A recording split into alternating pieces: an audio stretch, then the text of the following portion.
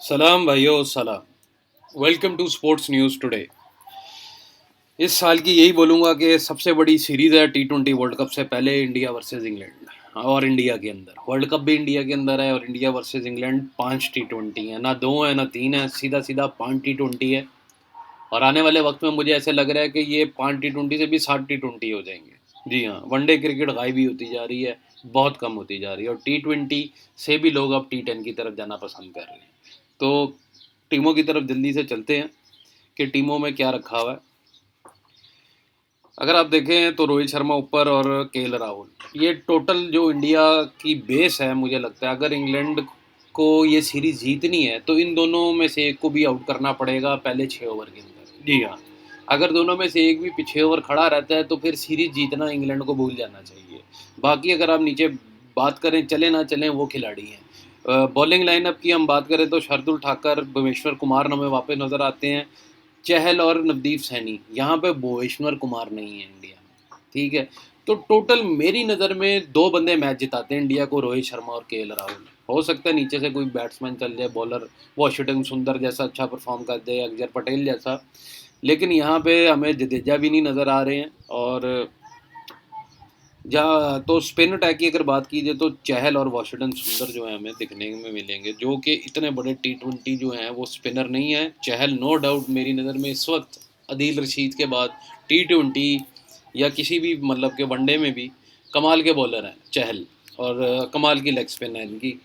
बाकी अगर बैटिंग देखी जाए तो यहाँ तक हमें बैटिंग नज़र आती है वॉशिंगटन सुंदर तक। लेकिन अगर नीचे देखा जाए इंग्लैंड को, तो अदील रशीद आखिरी प्लेयर है उनके 11वें नंबर के अगर यहाँ पर, तो वो भी बैटिंग कर लेते हैं भैया। जॉफ आर्चर के छक्के सभी को याद है राजस्थान रॉयल के, सही है।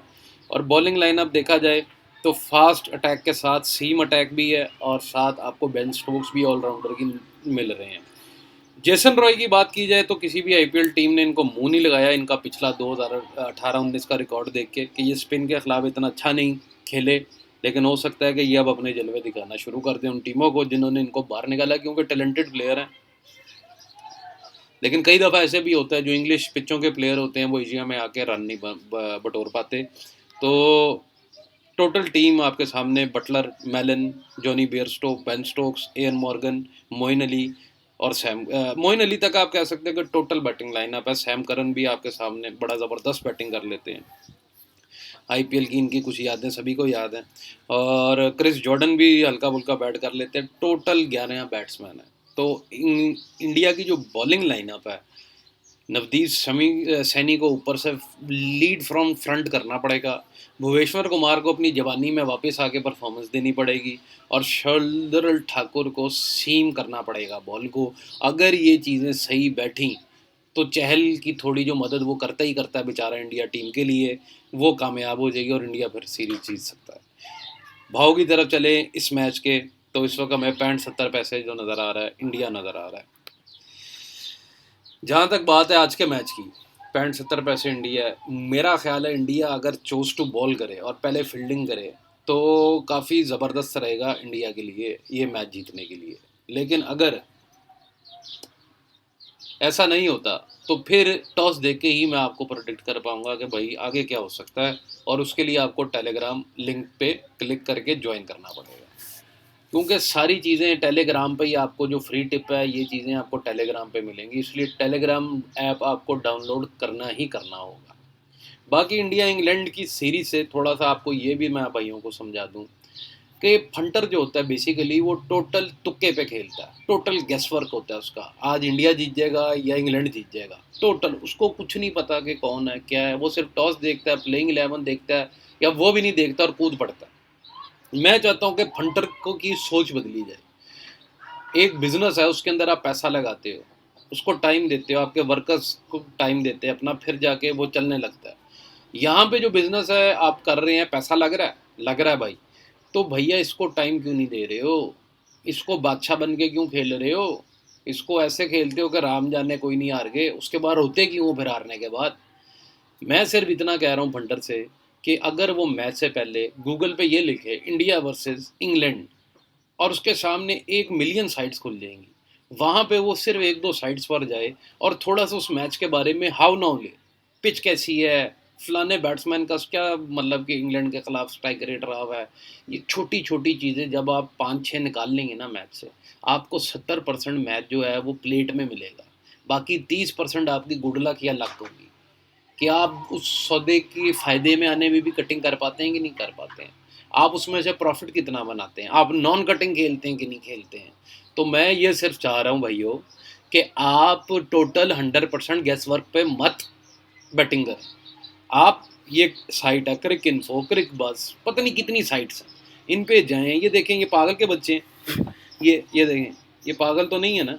ये यहाँ से शुरू हो रहा है प्रीव्यू, ये जाई जा रहे हैं, ये जाई जा रहे हैं, ये देखें, ये पढ़ें, ये सारा पढ़ें। आपको 70% मैच में पढ़ के जाना चाहिए। पेपर में किसी में आप ऐसे नहीं मुंह उठा के चले जाते हैं, सही है ना, पढ़ के जाते हैं ना।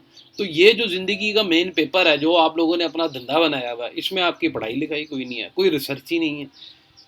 कोई नहीं पता कि यार ये इंडिया और इंग्लैंड कितनी दफ़ा आपस में खेली और इनका क्या रिजल्ट है।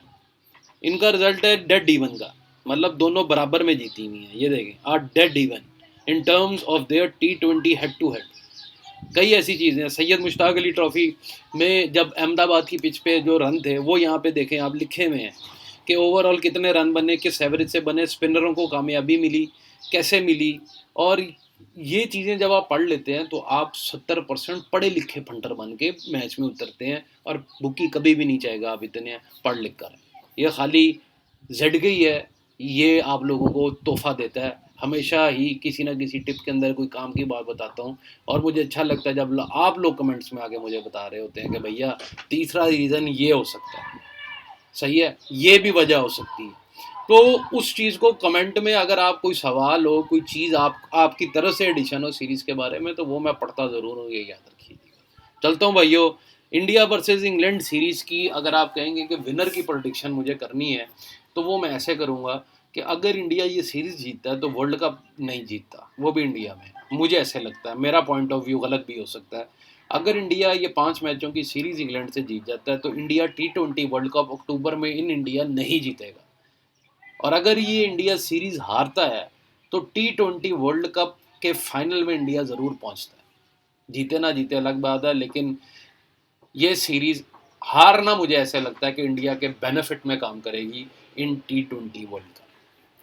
तो बाकी देखते हैं भैया क्या होता है। ज़्यादा अगर किसी को मैच की टिप या ये चीज़ चाहिए हो, नहीं समझ आ रहा हो, तो टेलीग्राम लिंक डिस्क्रिप्शन में डाल दूंगा, क्लिक करके ज्वाइन कर लेना। खुदा हाफिज़।